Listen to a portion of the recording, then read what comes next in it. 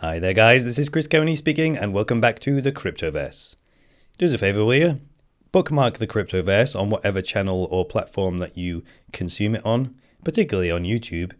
Unless you stick it in your bookmarks, in your browser bookmarks, and then check the channel every day, you're not going to find out about new content. Notifications are pretty much dead. The bell button doesn't work really anymore, so you're just going to have to rely on your own browser bookmarks to check the channel for new content every day. Otherwise, I'm just going to get buried in algorithm nonsense. So I appreciate that. So, on to the topic for today. Tether admits in court documents what we have long suspected. My approach to finding the truth, as you may already have guessed, is to kind of hover around like a helicopter, surveying the landscape, and only when I find a clear, solid patch to land on do I actually declare a definitive position. Until I find something concrete to land on, I don't take a position because that could end up turning out being wrong. And once I do land though, I want it to be on solid ground, right? I don't want it to be I want to be on ground so that I don't have to revise my position later. Unless the facts change, which is fine. But I don't want my landing to be based on my opinion or speculation or any kind of fuzzy nonsense, right? I want it to be solid. So it's now time to land my helicopter regarding the Bitfinex, Tether, New York Attorney General legal case situation. I've never personally held any Tether myself, and I can't tell you what to do on an individual level, but if you did, or if I did hold Tether right now, I would head straight over to Binance.com. I would hover over the exchange button, I would click Advanced, and then once that loaded up, I would go up to the Markets menu, I would click on USD, I would type in TUSD, which is True USD. I would put that in the search box, click on the TUSD USDT market, which is where True USD trades directly against Tether, and I would exchange all of my Tether for True USD immediately. So I would use the sell order form, sell USDT. No, it would be buy True USD, right? I would spend all my Tether buying True USD, and that would be the end of it. Now, when you look at the daily price chart for these two assets on Binance, if you wanted to make this trade a few days ago, you would have been paying $1.07 of Tether for every True USD that you bought. So that's a whole bunch of people that lost confidence in Tether to the point where they were willing to sacrifice 7% of their stack in order to get out of Tether and into a more trusted asset like True USD. Crazy.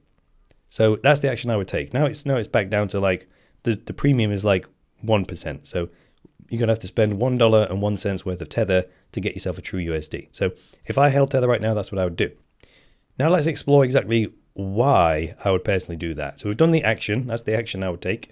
Now, if you want to know why I would do that, let's start with the court documents filed by Tether's lawyers. Here it is. Supreme Court of the State of New York, County of New York, in the matter relating to, iFinex, Bitfinex, blah blah, Tether, so on and so forth, so forth. So that's the situation. So this has been filed by Bitfinex and Tether's legal team, right?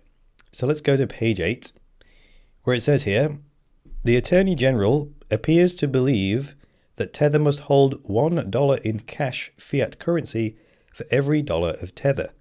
These allegations are wrong on multiple levels. So there we go.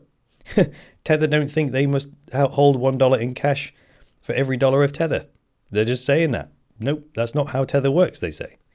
And then on page 9, it says here, in fact, Tether's reserves of cash and cash equivalents alone, without the line of credit, would cover approximately 74% of the outstanding amount of Tether. There we go.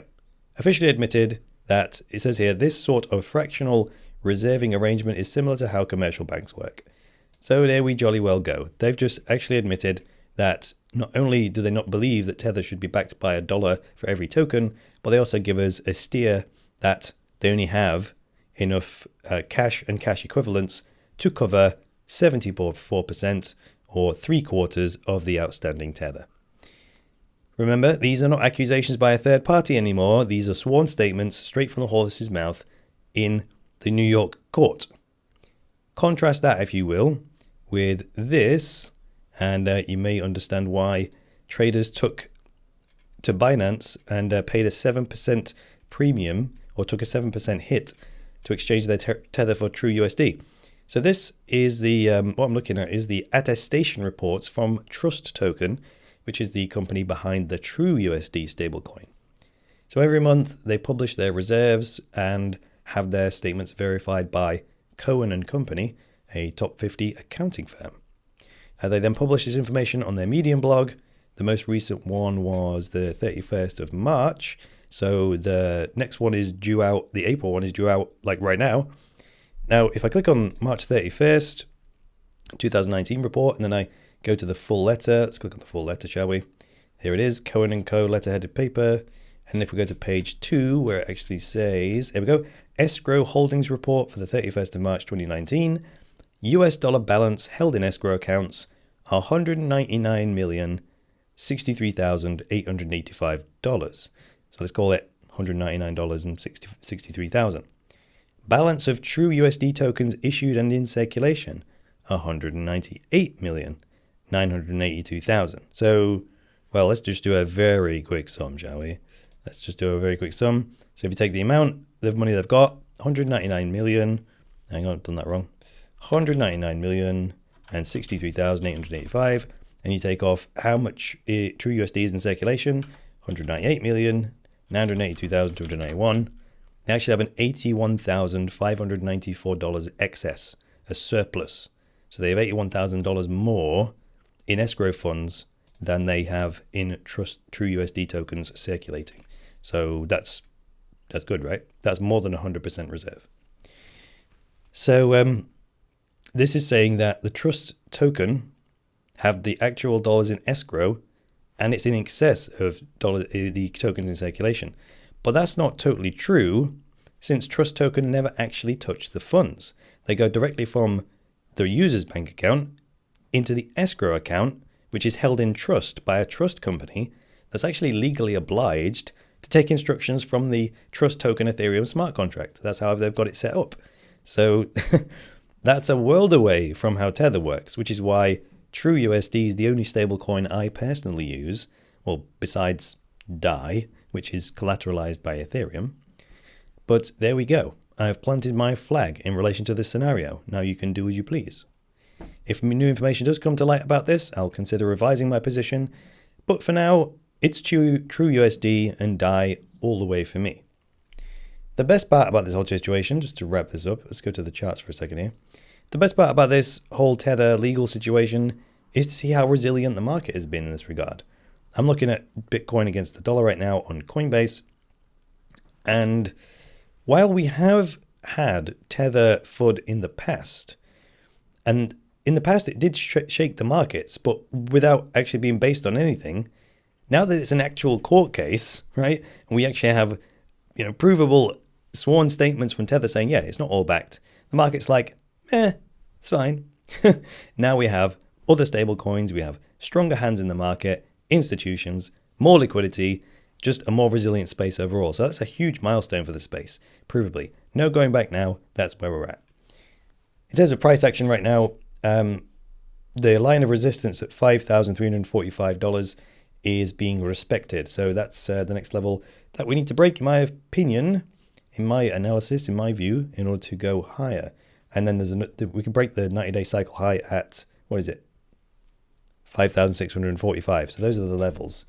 53.45, and then the next level is 56.45, and then 6,000 basically. So those are the sticky, swampy bits in between us going much, much higher. So those are the ones that I'm looking out for. There we jolly well go. Then that is all I've got for you today. So please hit the like button or share this if you're on the podcast. Check out my online school, will you? Check out the new homepage design and let me know what you think. In relation to today's episode, actually, I highly recommend you take my online course called Crypto Exchange Mastery, which is actually based around the Binance Exchange. It will tell you how to make trading with cryptocurrency exchanges second nature. It's got a lot of trading concepts in it, but it's specifically and practically focused around you becoming second nature using crypto exchanges and all of the various trading mechanics around that. Thanks again to all of my 74 patrons for making this possible. I'd very much appreciate if you could become a supporter, because if you do, you get rid of all the ads on the podcast and on the video version. You get access to the private chat group, where I post all manner of extra content. And you also get cryptocurrency rewards every time I post an episode. So that you're not going to get better off than that. Seriously, you're not going to get better off than that. And you get the content as well. So yeah, that's the way it works. All right, that's all I've got for you today. I'll be back with the next episode of the Cryptoverse. So until then, it's me, Chris Coney, saying bye for now.